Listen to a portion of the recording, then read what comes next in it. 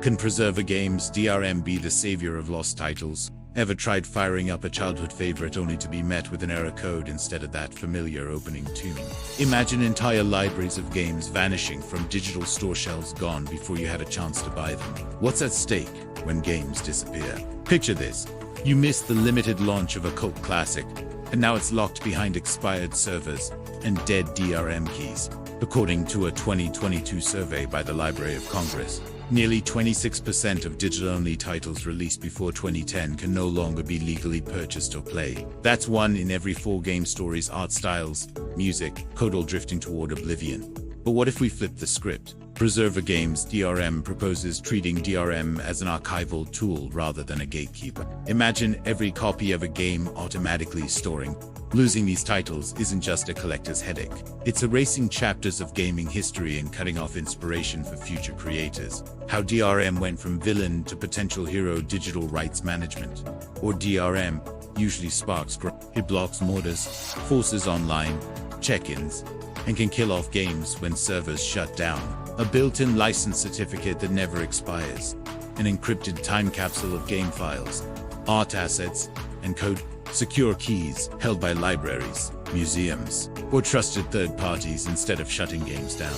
This DRM variant ensures they remain playable even if the studio folds, the publisher vanishes, or storefronts. Why traditional preservation fails. Hardware rot. Old consoles and PCs eventually break beyond repair. Floppy disks and optical media degrade in just a few decades. License expiration. Online activation servers shut off when support ends. Keys once tied to CDs or retail codes no longer verified. Legal gray zones. Abandonware sites fill gaps, but operate without clear copyright safe harbor. Fan emulators and ISOs live in a legal twilight, vulnerable to all these factors conspire to make retro shelves have. The mechanics of Preserver DRM. Think of Preserver DRM like a safety deposit box for games. When you install a title, even if the original publisher vanishes, the network can verify authenticity and unlock the data for anyone holding a valid token. The installer contacts a decentral archive networker, a blockchain of libraries. A copy of every binary, every pixel sheet, every sound effect file is hashed, time-stamped, encrypted, and mirrored across multiple nodes. Your purchase yields a universal, non-expiring license token that you can move between machines or share with heirs. By 2015, the servers were long gone, and no patch could revive it. A small preservation lab rebuilt the title using community-found accessbots only after months of scavenging. When the developer dissolved in 2018, GOG removed the games to avoid legal risk. Fans petitioned, but the keys were gone. Under a preserver scheme, the developer's keys would have automatically been escrowed with a digital heritage trust. The titles would remain available for anyone to authenticate and play even after the studio closed shop. With Preserver DRM in place from day one, a universal license token would have let them download pristine assets and original executables within minutes, saving years of detective work. Behind the scenes, open source clients maintain proof of existence ledgers. Real-world trials. Can it actually work? Case study. Space Cores 2157 in 2005. Space Cores 2157 launched with a strict online activation protocol. Case study. The Lost RPG Saga, an indie RPG series, sold 10,000 units across Steam and GOG. The big obstacle.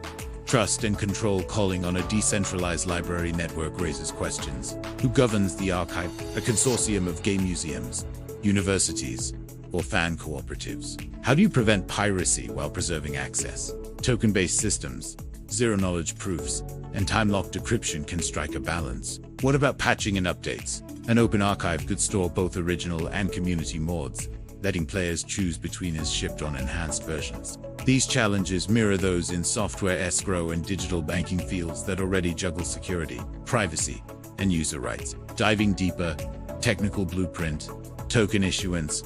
Upon purchase, a cryptographic key pair is generated. The public key identifies your copy.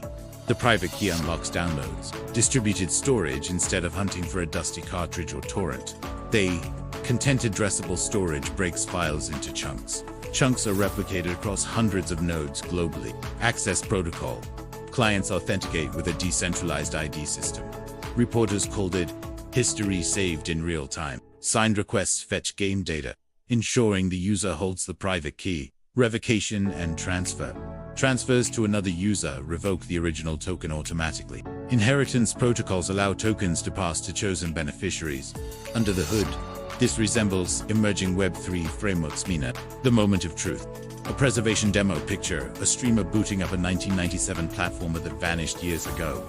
Open the Preserver client, enter their universal license token. Watch his original files download in seconds. Press play and hear that authentic MIDI soundtrack, no cracked MP3 substitute. They document evolving art styles, storytelling trends, and even social attitude without robust preservation. Future scholars lose primary sources for research in fields like digital media, psychology, and sociology. A preserved game is a preserved moment in time. That live demo went viral at the 2024 Digital Heritage Summit, weighing the pros and cons by combining cryptographic licensing, decentralized storage, and community cooperation. We can. Pros. Guarantee of perpetual access, no more dead links or shuttered storefronts. Legal clarity and escrow-based safe harbor for libraries and archives. Community empowerment. Open archives welcome approved mods and translations. Cons. Initial complexities. Setting up the crypto and node network isn't trivial. Resistance from publishers wary of losing control over resales or lifting price floors. Potential security risks. Bad actors targeting private keys if they're not well protected.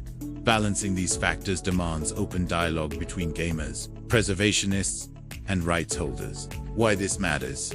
Beyond nostalgia, video games are more than entertainment, they're cultural artifacts. Tying it all together, Preserver Games, DRM, SNT, a silver bullet, but it's a powerful arrow in our quiver against digital decay. Rescue titles, long thought gone. Empower players with true ownership. Build a shared archive that honors gaming's past while inspiring its future. The journey from lost pixels to always here pixels starts with reimagining DRM as a guardian, not a jailer. Ready for the next chapter where hardware mods and FPGA recreations revive arcade classics. Click the video on screen now to dive in.